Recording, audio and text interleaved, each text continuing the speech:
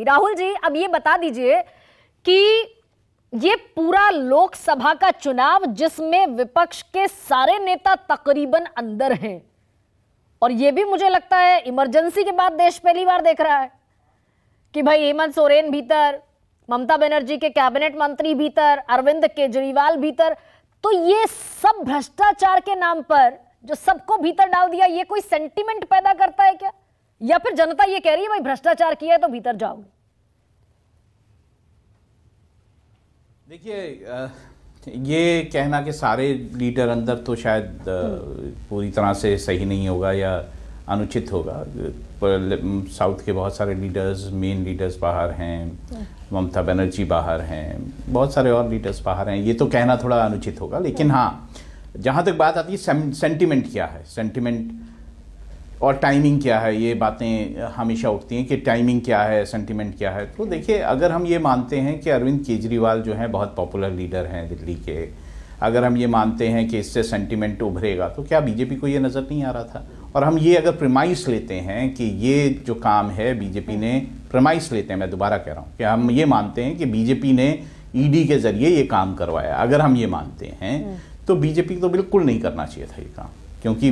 अगर अरविंद केजरीवाल बहुत popular leader हैं और उनको गिरफ्तार कर लेंगे ईडी के जरिए, तो ये तो बिल्कुल ही उल्टा हो जाएगा।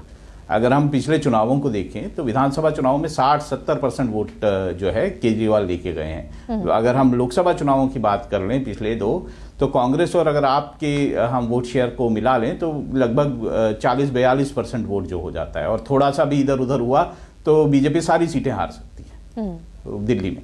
तो मुझे नहीं लगता कि बीजेपी ये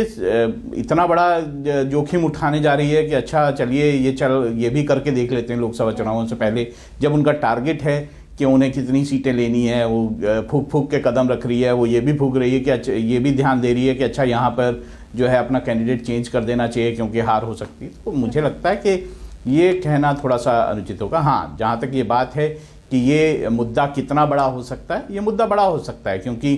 अगर ये सेंटिमेंट कहीं ना कहीं देश में चला गया, हाँ। मैं ये नहीं कह रहा कि अभी ये सेंटिमेंट कोई देश के लोगों के भीतर है, लेकिन अगर ऐसा सेंटिमेंट गया कि बीजेपी जो सरकार है वो ऑपोजिशन लीडर्स को जो है एक एक करके जेल में डाल रही है, तो ये सेंटिमेंट अगर गया तो ये तो बीजेपी के लिए बहुत ही हार्मफुल सेंटिमेंट होगा। और जैसे कि मुझे लगता है कि कांग्रेस और आप जो है वो अगर इस मुद्दे को सही से उठा पाए, अगर मैं इसको पूरी तरह से राजनीतिक तौर पर देखूं और ये देखूं कि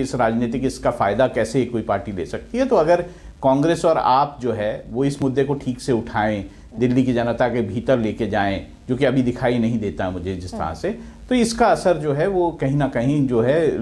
दिल्ली में लोकसभा चुनाव पे जरूर हो सकता है। मैं राहुल जी एक बात और पूछ रही हूँ आपसे कि सातों कैंडिडेट में दिल्ली के 6 कैंडिडेट्स का बदल देना, और सारे पॉपुलिस्ट थे। गौतम गंभीर क्रिकेटर थे, मीनाक्षी लेखी केंद्र में मंत्री थी, डॉक्टर हर्षवर्धन का इतना दशकों लंबा करियर है सियासी, उसके बावजूद सबको बदल देना सिवाय मनोज तिवारी के। तो यानी कि ये तो माना जा सकता है कि 2024 में इतनी आसान स्थिति नहीं थी भारतीय जनता पार्टी के लिए दिल्ली की 7 सीटों पर। ये तो मैं शुरू से ही बोल चुका हूं, मैंने आपको अंकगणित भी बताया जो कि जो है कि अगर कांग्रेस और आपके अगर आप वोट शेयर को मिला लें तो 40-42% वोट शेयर हो जाता है। और तो अगर इतना वोट शेयर ऑलरेडी जो है बीजेपी माफ कीजिएगा कांग्रेस और आपको मिला के होता है, तो उसमें तो थोड़ा भी अगर जो है बदलाव हुआ तो वो तो कहीं पे भी चुनाव जा सकता है। तो ऐसे में बीजेपी को ये तो समझ है ही कि दिल्ली का चुनाव जब आप और कांग्रेस एक साथ मिलकर लड़ रहे हैं तो इतना आसान चुनाव नहीं होने जा रहा है। नहीं, लेकिन जिस समझ की बात आप करते हैं, कई बार फाउल प्ले भी होता है क्या राहुल जी? विनोद जी, कई बार फाउल प्ले भी हो जाता है कि अगर स्ट्रैटेजी अरविंद केजरीवाल के पक्ष में और कांग्रेस के पक्ष में, नहीं एक सेकंड में सवाल रख देती हूँ, फाउल प्ले कैसे होगा? अगर कांग्रेस और आम आदमी पार्टी के पक्ष में कैलकुलेशन जा सकती है गठबंधन होने के बाद, तो बीजेपी ये समझ रही है वो और जमीन पर खेलने वाली खिलाड़ी है, बीजेपी सबसे बड़ी पार्टी है,